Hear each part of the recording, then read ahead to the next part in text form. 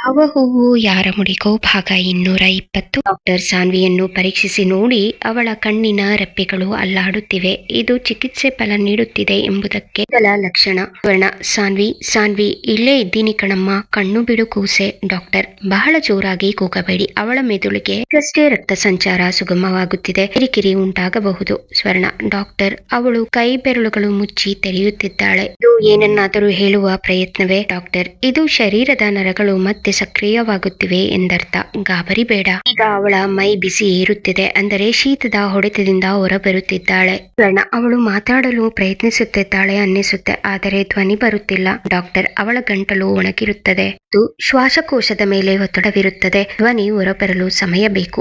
ಒಂದು ಸಣ್ಣ ಚಮಚದಲ್ಲಿ ಹನಿ ಹನಿಯಾಗಿ ಉಗುರು ಬೆಚ್ಚಗಿನ ನೀರನ್ನು ಒಟ್ಟಿಗೆ ಸವರಿ ಕುಡಿಸಲು ಹೋಗಬೇಡಿ. ವರ್ಣ ಅವಳು ಒಮ್ಮೆಗೆ ಕಣ್ಣು ಬಿಟ್ಟರೆ ನಾವು ಏನು ಮಾಡಬೇಕು? ಡಾಕ್ಟರ್ ಅವಳು ಗೊಂದಲದಲ್ಲಿರುತ್ತಾಳೆ, ನಾವು ಎಲ್ಲಿದ್ದೇವೆ ಎಂದು ತಿಳಿಯದೆ ಗಾಬರಿಯಾಗಬಹುದು. ನೀವು ಶಾಂತವಾಗಿ ಅವಳ ಕೈ ಹಿಡಿದುಕೊಳ್ಳಿ. ನಡೆದ ಘಟನೆಗಳ ಬಗ್ಗೆ ಈಗಲೇ ಪ್ರಶ್ನೆ ಕೇಳಬೇಡಿ. ಸ್ವರ್ಣ ಅವಳು ಸಾಯುವ ನಿರ್ಧಾರ ಮಾಡಿದರ ಬಗ್ಗೆ ಕೇಳಬಹುದಾ? ಮತ್ತೆ ಹಾಗೆ ಮಾಡ್ತಾಳಾ?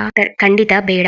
ಈಗ ಅವಳಿಗೆ ಬೇಕಿರುವುದು ಜೀವನದ ಮೇಲಿನ ಭರವಸೆ ಹೊರತು ತಪ್ಪುಗಳ ನೆನಪಲ್ಲ. ನೋಡಿ ಅವಳು ಮೆಲ್ಲಗೆ ಕಣ್ಣು ಬಿಡುತ್ತಿದ್ದಾಳೆ. ಬೆಳಕು ಅವಳಿಗೆ ಚುಚ್ಚಿದಂತಾಗಬಹುದು. ರೂಮಿನ ಕಿಟಕಿಯ ಕರ್ಟನ್ ಸ್ವಲ್ಪ ಕ್ಲೋಸ್ ಮಾಡಿ ಎಂದಾಗ ಲಕ್ಷ್ಮಿ ಕರ್ಟನ್ ಕ್ಲೋಸ್ ಮಾಡುತ್ತಾಳೆ. ಸ್ವರ್ಣ ದುಃಖದಿಂದ ಸಾನ್ವಿ ಮಗಳೇ ಹೇಗಿದ್ದೀಯ ಕೂಸೆ? ಡಾಕ್ಟರ್ ಅವಳು ನಿಮ್ಮ ಧ್ವನಿ ಗುರುತಿಸುತ್ತಿದ್ದಾಳೆ. ನೋಡಿ ಕಣ್ಣಲ್ಲಿ ನೀರು ಬರುತ್ತಿದೆ ಎಂದರೆ ಭಾವನೆಗಳು ಕೆಲಸ ಮಾಡುತ್ತಿವೆ ಎಂದರ್ಥ. ಈಗ ಅವಳು ಪೂರ್ಣವಾಗಿ ಪ್ರಜ್ಞೆಗೆ ಬಂದಿದ್ದಾಳೆ, ಆದರೆ ಮಾತನಾಡಲು ಶಕ್ತಿ ಇಲ್ಲ. ಅವಳಿಗೆ ವಿಶ್ರಾಂತಿ ಅವಶ್ಯಕ. ಸ್ವರ್ಣ ಧನ್ಯವಾದಗಳು ಡಾಕ್ಟರ್, ನೀವು ನನ್ನ ಕೂಸಿನ ಜೀವ ಉಳಿಸಿದಿರಿ. ಡಾಕ್ಟರ್ ಇದು ಸಾನ್ವಿಯ ಛಲ ಮತ್ತು ನಿಮ್ಮ ಸಮಯ ಪ್ರಜ್ಞೆ. ಇನ್ನು ಮುಂದಿನ 48 ಗಂಟೆಗಳನ್ನು ಬಹಳ ಜೋಪಾನವಾಗಿ ನೋಡಿಕೊಳ್ಳಿ. ನರ್ಸ್ ಇಲ್ಲೇ ಇದ್ದು ನೋಡಿಕೊಳ್ತಾರೆ. ವಿಕ್ರಮ್ ಸರ್ನ ಬೇಗ ಬರೋದಿಕ್ಕೆ ಹೇಳಿ. ಅವರು ಬರೋದು ತಡ ಆಗುತ್ತೆ ಅಂದ್ರೆ ಅವಶ್ಯಕತೆ ಇದ್ರೆ ನನಗೆ ಕಾಲ್ ಮಾಡಿ, ನಾನೇ ಬರ್ತೀನಿ ಎಂದು ಹೇಳಿ ಹೊರಟರು. ಹೊತ್ತಾದರೂ ರುದ್ರ ಕಾಲ್ ಮಾಡದಿದ್ದನ್ನು ನೋಡಿ ಪ್ರೀತಮ್ ತಾನೇ ರುದ್ರನಿಗೆ ಕಾಲ್ ಮಾಡಿ ಲೌಡ್ ಸ್ಪೀಕರ್ಗೆ ಹಾಕಿದ. ರುದ್ರ ಸಾನ್ವಿಗೆ ಏನೂ ಆಗಿಲ್ಲ ತಾನೆ? ಯಾಕೆ ಇಷ್ಟು ಹೊತ್ತಾದರೂ ನೀನು ಕಾಲ್ ಮಾಡಿಲ್ಲ? ರುದ್ರ ಡಾಕ್ಟರ್ ಪರೀಕ್ಷೆ ಮಾಡ್ತಿದ್ರು. ಜ್ವರ ಜಾಸ್ತಿ ಇದ್ದಾಗ ಅವರು ನೀರಿಗೆ ಇಳಿದಿದ್ದಾರಲ್ಲ, ಅದು ಅವರ ದೇಹಕ್ಕೆ ದೊಡ್ಡ ಶಾಕ್ ನೀಡಿದೆಯಂತೆ. ಅವರು ನೀರು ಕುಡಿದಿಲ್ಲ ಅನ್ನೋದೇ ಒಂದು ದೊಡ್ಡ ಪವಾಡ, ಇಲ್ಲದಿದ್ರೆ ಶ್ವಾಸಕೋಶಕ್ಕೆ ತೊಂದರೆಯಾಗುತ್ತಿತ್ತು ಅಂತ ಡಾಕ್ಟರ್ ಹೇಳ್ತಿದ್ದಾರೆ. ಪ್ರೀತಮ್ ನಮ್ಗೆಲ್ಲ ಜೀವ ಹೋದಂತಾಗಿತ್ತು. ರುದ್ರ ಸಾನ್ವಿಗೆ ಇನ್ನು ಪ್ರಜ್ಞೆ ಬಂದಿಲ್ವಾ? ರುದ್ರ ಡಾಕ್ಟರ್ ಕೋಲ್ಡ್ ಶಾಕ್ ಅಂತ ಹೇಳ್ತಿದ್ದಾರೆ. ಮೈಸೂರು ಜ್ವರ ಇದ್ದಾಗ ನೀರು ಬಿದ್ದಿದ್ದಕ್ಕೆ ರಕ್ತದೊತ್ತಡ ಏರುಪೇರಾಗಿದೆ. ಅವರ ಉಗುರುಗಳು ನೀಲಿ ಬಣ್ಣಕ್ಕೆ ತಿರುಗಿದ್ದವಂತೆ, ಅಂದ್ರೆ ಅವರ ಉಸಿರಾಟದಲ್ಲಿ ತೊಂದರೆಯಾಗಿತ್ತು ಅಂದ್ರು. ಡಾಕ್ಟರ್ ಈಗ ಒಂದು ಇಂಜೆಕ್ಷನ್ ಕೊಟ್ಟಿದ್ದಾರೆ, ಅದು ಅವರ ಬಿಪಿ ಮತ್ತೆ ಹಾರ್ಟ್ ಬೀಟ್ ಸರಿ ಮಾಡುತ್ತೆ.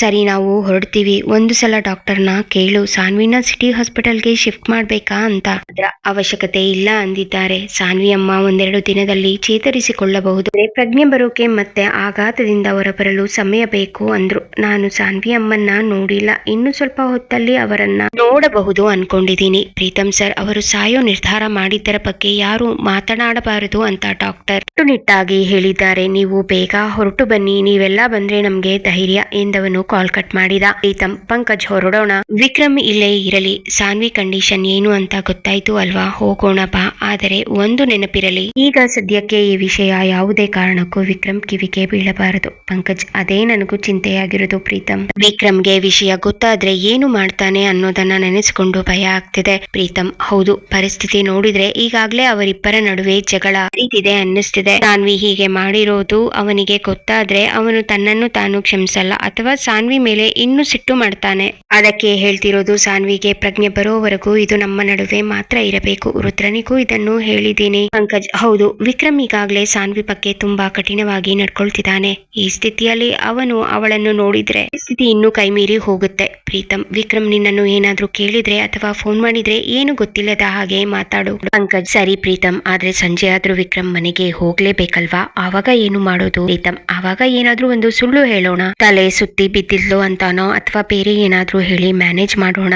ಅಪ್ಪಿತಪ್ಪಿಯೋ ಆತ್ಮಹತ್ಯೆ ಅನ್ನೋ ಮಾತು ಬರಬಾರದು. ಪಂಕಜ್ ಅರ್ಥ ಆಯ್ತು, ವಿಕ್ರಮ್ಗೆ ಅನುಮಾನ ಬರದ ಹಾಗೆ ನಾವು ನಡೆದುಕೊಳ್ಳಬೇಕು. ಅವನು ತುಂಬಾ ಬುದ್ಧಿವಂತ, ಸಣ್ಣ ಸುಳಿವು ಸಿಕ್ಕಿದ್ರೂ ಬಿಡಲ್ಲ. ಪ್ರೀತಮ್ ಗೊತ್ತು, ಅದಕ್ಕೆ ಅಲ್ವಾ ಇಷ್ಟೊಂದು ಭಯ ಪಡ್ತಿರೋದು. ಮೊದಲು ನಾವು ಸಾನ್ವಿನ ನೋಡೋಕೆ ಹೋಗೋಣ, ವಿಕ್ರಮ್ ಬರೋದು ಸಂಜೆ ಆಗತ್ತೆ, ಇದನ್ನ ಆಮೇಲೆ ನೋಡೋಣ. ಪ್ರೀತಮ್ ಪಂಕಜ್ ಮಾತನಾಡುತ್ತಿರುವುದನ್ನು ವಿಕ್ರಮ್ ಮರೆಯಲ್ಲಿ ನಿಂತು ಕೇಳಿಸಿಕೊಳ್ಳುತ್ತಾನೆ. ಕೋಪದಿಂದ ಅವರ ಮುಂದೆ ಬಂದು ನಿಲ್ಲುತ್ತಾನೆ. ವಿಕ್ರಮ್ ಗುಡುಗುತ್ತಾ, ಪಂಕಜ್ ಏನ್ ಮಾತಾಡ್ತಿದ್ದೀರಾ ನೀವು? ಸಾನ್ವಿ ಆತ್ಮಹತ್ಯೆಗೆ ಪ್ರಯತ್ನ ಮಾಡಿರೋದ? ಆತ್ಮಹತ್ಯೆ ಮಾಡ್ಕೊಳ್ಳೋಕೆ ಹೋಗಿದ್ಲಾ? ಪಂಕಜ್ ಗಾಬರಿಂದ ವಿಕ್ರಮ್, ನೀನು ಯಾವಾಗ ಬಂದೆ ಇಲ್ಲಿ? ಅದು ವಿಕ್ರಮ್ ಅವನ ಶರ್ಟ್ ಕಾಲರ್ ಹಿಡಿದು ಪ್ರಶ್ನೆ ಕೇಳಿದು. ನಾನು. ಸತ್ಯ ಹೇಳು. ಪಂಕಜ್, ಸಾನ್ವಿ ಈಗ ಹೇಗಿದ್ದಾಳೆ? ಅವಳಿಗೆ ಏನಾಗಿದೆ? ಪಂಕಜ್, ವಿಕ್ರಮ್ ಸ್ವಲ್ಪ ಶಾಂತನಾಗು. ಅವಳು ನಿಮ್ಮ ಮನೆಯಲ್ಲಿದ್ದಾಳೆ. ಈಗ ತಾನೇ ಡಾಕ್ಟರ್ ಬಂದು ಹೋಗಿದ್ದಾರೆ. ವಿಕ್ರಮ್ ಕಣ್ಣೀರು ತುಂಬಿದ ಕಣ್ಣುಗಳಿಂದ, ಶಾಂತನಾಗಬೇಕಾ? ಸಾನ್ವಿ ಇವತ್ತು ಈ ಸ್ಥಿತಿಗೆ ತಲುಪಿದ್ದಾಳೆ ಅಂದ್ರೆ ಅದಕ್ಕೆ ಕಾರಣ ನಾನೇ ಅಲ್ವಾ? ಅಲ್ಲ, ಅವಳ ಹಠಮಾರಿತನ ತಾನೇ. ಹೇಳು, ಅವಳ ಈ ಸ್ಥಿತಿಗೆ ಯಾರು ಕಾರಣ? ಪಂಕಜ್, ವಿಕ್ರಮ್, ನಿನಗೆ ಈ ವಿಷಯ ತಿಳಿಬಾರದು ಅಂತ ನಾವು ಮುಚ್ಚಿಟ್ಟಿದ್ವಿ. ನಿನ್ನ ಸಿಟ್ಟು ನಮಗೆ ಗೊತ್ತು. ಪ್ಲೀಸ್ ಸ್ವಲ್ಪ ತಾಳ್ಮೆ ತಗೋ. ವಿಕ್ರಮ್, ಸಿಟ್ಟಲ್ಲ ಪಂಕಜ್, ಇದು ನನ್ನ ಅಸಹಾಯಕತೆ. ಇದೇ ಅಸಹಾಯಕತೆಯಲ್ಲೇ ಅಲ್ವಾ ನಾನು ದೊಡ್ಡ ತಪ್ಪು ಮಾಡಿದ್ದು. ಅವಳ ಮನಸ್ಸು ಏನೆಂದು ಕೇಳದೆ ಅವಳಿಗಿಷ್ಟ ಇದೆಯೋ ಇಲ್ವೋ ಅಂತ ತಾಳಿ ಕಟ್ಟಿಬಿಟ್ಟೆ. ಪಂಕಜ್, ವಿಕ್ರಮ್, ಆ ಸಮಯದಲ್ಲಿ ಬೇರೆ ದಾರಿ ಇರ್ಲಿಲ್ಲ. ವಿಕ್ರಮ್, ಅಸಹಾಯಕತೆಯಿಂದ ದಾರಿ ಇರ್ಲಿಲ್ಲ ಅಂತ ಅವಳ ಇಡೀ ಬದುಕನ್ನೇ ಕಿತ್ತುಕೊಂಡೆ. ಪಂಕಜ್, ನಾನು ಕಟ್ಟಿದ ಆ ತಾಳಿ ಅವಳ ಪಾಲಿಗೆ ಕುತ್ತಿಗೆಗೆ ನೇಣಿನ ಹಗ್ಗ ಆಗುತ್ತೆ ಅಂತ ನಾನು ಅಂದ್ಕೊಂಡಿರ್ಲಿಲ್ಲ. ಪಂಕಜ್, ಹಾಗೆ ಅನ್ಕೋಬೇಡ ವಿಕ್ರಮ್. ಅವಳಿಗೆ ಈಗ ನಿನ್ನ ಅವಶ್ಯಕತೆ ಇದೆ. ವಿಕ್ರಮ್, ನಾನಂದ್ರೆ ಸಾನ್ವಿಗೆ ಇಷ್ಟ ಇಲ್ಲ ಪಂಕಜ್. ಆ ತಾಳಿ ಅವಳನ್ನು ಬಂಧಿಸಿಟ್ಟಿದೆ ಅಷ್ಟೇ. ನನ್ನ ಮೇಲಿನ ಕೋಪಕ್ಕೆ ಅವಳು ಈ ರೀತಿ ಜೀವ ಕಳೆದುಕೊಳ್ಳೋಕೆ ಹೋದ್ರು ನನಗೊಂದು ಮಾತು ತಿಳಿಸಲಿಲ್ವಲ್ಲ ನೀವು? ನಿಮ್ಮ ಅಭಿಪ್ರಾಯದಲ್ಲಿ ನಾನು ಹೊರಗಿನವನು ಅಲ್ವಾ? ಪಂಕಜ್, ನಮಗೆ ವಿಷಯ ತಿಳಿದಿತ್ತು. ಈಗ ನಿನಗೆ ವಿಷಯ ತಿಳಿದ್ರೆ ನೀನು ಅವಳ ಮೇಲೆ ಇನ್ನೂ ಕೋಪ ಮಾಡ್ಕೋತೀಯ ಅಂತ ಭಯ ಇತ್ತು ಅಷ್ಟೇ. ನೀನು ಅಂದುಕೊಳ್ಳೋ ಹಾಗೆ ಏನು ಇಲ್ಲ ಕಣೋ. ವಿಕ್ರಮ್, ನೋವಿನಿಂದ ನಾನು ಅಷ್ಟೊಂದು ಕೆಟ್ಟವನ? ಅವಳನ್ನ ತುಂಬಾ ಜೋಪಾನ ಮಾಡ್ಬೇಕು ಕೊಂಡಿದ್ದೆ ಪಂಕಜ್. ಆದ್ರೆ ಆ ಕಾಳಜಿನ ತೋರಿಸೋಕೆ ಗೊತ್ತಿಲ್ಲದೆ ಅವಳ ಮೇಲೆ ಅಸಡ್ಡೆ ಕೋಪ ತೋರಿಸಿ ಅವಳನ್ನ ಸಾವಿನ ಅಂಚಿಗೆ ದೂಡ್ಬಿಟ್ಟೆ. ಪಂಕಜ್, ಈಗ ಕಳೆದು ಹೋಗಿರೋ ಕಾಲದ ಬಗ್ಗೆ ಯೋಚಿಸೋದು ಬೇಡ ವಿಕ್ರಮ್. ಮೊದಲು ಅವಳನ್ನ ನೋಡೋಣ. ವಿಕ್ರಮ್, ಪಂಕಜ್, ನಾನೇ ಸಾನ್ವಿಗೆ ಶಾಪವಾಗಿ ಬಿಟ್ಟೆ ಅನ್ಸುತ್ತೆ. ಆ ತಾಳಿ ಕಟ್ಟುವಾಗ ಅವಳಿಗೆ ಪ್ರಜ್ಞೆ ಇರಲಿಲ್ಲ. ಅವಳ ಇಷ್ಟ ಕಷ್ಟ ಕೇಳದೆ ತಾಳಿ ಕಟ್ಟಬಾರ್ದಿತ್ತು. ಅವಳನ್ನ ನಾನು ಕಡೆಗಣಿಸಬಾರ್ದಿತ್ತು. ಪಂಕಜ್, ನೀನು ಧೈರ್ಯವಾಗಿರು ವಿಕ್ರಮ್. ಅವಳಿಗೆ ಏನೂ ಆಗಲ್ಲ. ಬಾ, ಹೊರಡೋಣ. ವಿಕ್ರಮ್, ಆ ಒಂದು ಸಿಟ್ಟು ಅವಳನ್ನ ಇಷ್ಟೊಂದು ದೊಡ್ಡ ನಿರ್ಧಾರ ತಗೊಳ್ಳೋ ಹಾಗೆ ಮಾಡುತ್ತೆ ಅಂತ ನಾನು ಅನ್ಕೊಂಡಿರ್ಲಿಲ್ಲ. ಪಂಕಜ್, ವಿಕ್ರಮ್, ಅವಳು ಯಾಕೆ ಹೀಗೆ ಮಾಡಿದ್ಲು ಅಂತ ನಮಗೂ ಇನ್ನೂ ಪೂರ್ತಿ ತಿಳಿದಿಲ್ಲ. ವಿಕ್ರಮ್ ಅವನ ಮಾತು ಕತ್ತರಿಸಿ, ಇನ್ನೇನು ತಿಳಿಯಬೇಕು ಪಂಕಜ್? ಅವಳು ಮೊದಲಿನಿಂದಲೂ ಹಠಮಾರಿ. ಜ್ವರ ಇದ್ದ ಅವಳನ್ನು ನಾನು ಬಿಟ್ಟು ಬಂದಿದ್ದಕ್ಕೆ ನನ್ನ ಮೇಲೆ ಸೇಡು ತೀರಿಸಿಕೊಳ್ಳೋಕೆ, ನನಗೆ ಬುದ್ಧಿ ಕಲ್ಸೋಕೆ ಹೀಗೆ ಮಾಡ್ಕೊಂಡಿದ್ದಾಳೆ ಅನ್ಸುತ್ತೆ. ಪಂಕಜ್, ಅಂದ್ರೆ ಅವಳು ನಿನ್ನ ಮೇಲಿನ ಕೋಪಕ್ಕೆ ಆತ್ಮಹತ್ಯೆ ಮಾಡಿಕೊಳ್ಳೋಕೆ ಹೋದಳು ಅಂತ ನಿನಗೆ ಅನಿಸ್ತಿದ್ಯಾ? ವಿಕ್ರಮ್, ಹೌದು. ಅವಳ ಮನಸ್ಸಲ್ಲಿ ಏನಿದೆ ಅಂತ ನನಗೆ ಇವತ್ತಿಗೂ ಅರ್ಥವಾಗಿಲ್ಲ. ನಾನು ಕಟ್ಟಿದ ತಾಳಿಗೆ ಬೆಲೆ ಕೊಡದಿದ್ರೂ ಪರವಾಗಿಲ್ಲ, ತನ್ನ ಜೀವಕ್ಕೆ ಬೆಲೆ ಕೊಡೋ ತಾಳ್ಮೆ ಅವಳಲ್ಲಿ ಇಲ್ವಲ್ಲ. ಪಂಕಜ್, ವಿಕ್ರಮ್, ನೀನು ಅವಳನ್ನ ತಪ್ಪಾಗಿ ಅರ್ಥ ಮಾಡ್ಕೊಳ್ತಿದ್ಯಾ ಅಂತ ನನಗನ್ನಿಸ್ತಿದೆ. ವಿಕ್ರಮ್, ಕೋಪ ಮಿಶ್ರಿತ ನೋವಿನಿಂದ, ನಾನು ನನ್ನನ್ನ ತಪ್ಪಾಗಿ ಅರ್ಥ ಮಾಡ್ಕೊಂಡಿದ್ದೆ. ನನ್ನ ತಪ್ಪು ಅಂದುಕೊಂಡು ಇಷ್ಟ ತನಕ ಮಾತಾಡ್ದೆ. ತಪ್ಪಾಗಿ ಅರ್ಥ ಮಾಡಿಕೊಳ್ಳೋದು ನಾನಾ ಅಥವಾ ಅವಳ? ಕೇವಲ ಒಂದು ದಿನದ ಜಗಳಕ್ಕೋಸ್ಕರ ಇಡೀ ಜೀವನವನ್ನೇ ಹೀಗೆ ಒಳಗೆ ಎಸೆಯೋಕೆ ಹೋದಳಲ್ಲ. ನನ್ನ ಮೇಲೆ ಅವಳಿಗೆ ಅಷ್ಟೊಂದು ಹಠವೇ? ಪಂಕಜ್, ಪರಿಸ್ಥಿತಿ ಏನಾದ್ರೂ ಇರ್ಲಿ, ಇನ್ನೂ ಅವಳಿಗೆ ಸರಿಯಾಗಿ ಪ್ರಜ್ಞೆ ಬಂದಿಲ್ಲವಂತೆ. ಅವಳನ್ನೇ ಕೇಳೋಣ. ಮೊದಲು ಅವಳನ್ನ ನೋಡೋಣ. ತಡ ಮಾಡೋದು ಬೇಡ. ವಿಕ್ರಮ್, ಅವಳು ನನ್ನನ್ನು ನೋಡಿದ್ರೆ ಮತ್ತೆ ಅದೇ ಹಠ ಶುರು ಮಾಡ್ತಾಳೆ. ನನ್ನ ಮೇಲಿನ ಕೋಪಕ್ಕೆ ತನ್ನನ್ನೇ ತಾನು ನೋಯಿಸ್ಕೊಳ್ಳೋ ಅವಳ ಈ ಸ್ವಭಾವದಿಂದ ನನಗೆ ಸಾಕಾಗಿ ಹೋಗಿದೆ. ಪಂಕಜ್, ಈಗ ಅವಳ ಹಠದ ಬಗ್ಗೆ ಮಾತಾಡೋ ಸಮಯ ಇದೆಲ್ಲ ವಿಕ್ರಮ್. ವಿಕ್ರಮ್, ಗೊತ್ತು. ಆದರೂ ಮನಸ್ಸಿಗೆ ಒಂಥರ ಭಯ, ನೋವು, ಸಂಕಟ ಜೊತೆಗೆ ಕೋಪ ಬರ್ತಿದೆ. ನಾನು ಅವಳ ಜೊತೆ ಇರಬೇಕಿತ್ತು. ನನ್ನ ಅಸಹಾಯಕತೆ ಅವಳನ್ನು ಸಾವಿನ ಬಾಗಿಲಿಗೆ ಕಳಿಸಿಬಿಟ್ಟಿತ್ತು. ಅವಳ ಈ ಒಂದು ಹಠ ನನ್ನನ್ನು ಅಪರಾಧಿಯನ್ನಾಗಿ ಮಾಡಿಬಿಟ್ಟಿತ್ತು. ನನ್ನ ಮೇಲೆ ಅಷ್ಟೊಂದು ಹಠಾನ ಅವಳಿಗೆ? ಬರೀ ಜ್ವರ ಬಂದಾಗ ಬಿಟ್ಟು ಬಂದೆ ಅನ್ನೋ ಒಂದೇ ಒಂದು ಕಾರಣಕ್ಕೆ ಸಾಯೋಕೆ ಹೊರಟಿದ್ದಾಳ? ನನ್ನ ಜೀವದ ಜೊತೆ ಆಟ ಆಡೋದು ಅವಳಿಗೆ ಅಷ್ಟು ಸುಲಭವಾದ ಕೆಲಸನ?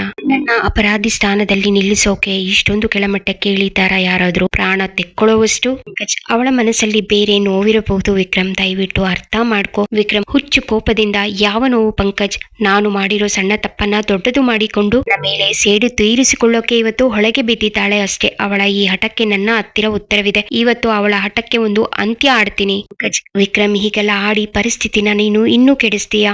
ವಿಕ್ರಮ್, ಪರಿಸ್ಥಿತಿ ಈಗಾಗ್ಲೇ ಕೆಟ್ಟು ಹೋಗಿದೆ ಪಂಕಜ್. ಸಾನ್ವಿ ತನ್ನ ದಾರಿಯನ್ನು ತಾನು ಆರಿಸಿಕೊಂಡಿದ್ದಾಳೆ. ನನ್ನ ಹೆಂಡತಿ ಅಂತ ಅನ್ನಿಸಿಕೊಳ್ಳೋಕೆ ಅವಳಿಗೆ ಇಷ್ಟ ಇಲ್ಲ ಅಂದ ಮೇಲೆ ಅವಳನ್ನ ಸುಮ್ಮನೆ ಬಿಡೋ ಪ್ರಶ್ನೆಯೇ ಇಲ್ಲ. ನಾನು ಅವಳಿಗೆ ತಾಳಿ ಕಟ್ಟಿದ್ದೀನಿ. ಅವಳ ಮೇಲೆ ನನಗೆ ಗಂಡನಾಗಿ ಸಂಪೂರ್ಣ ಅಧಿಕಾರ ಇದೆ.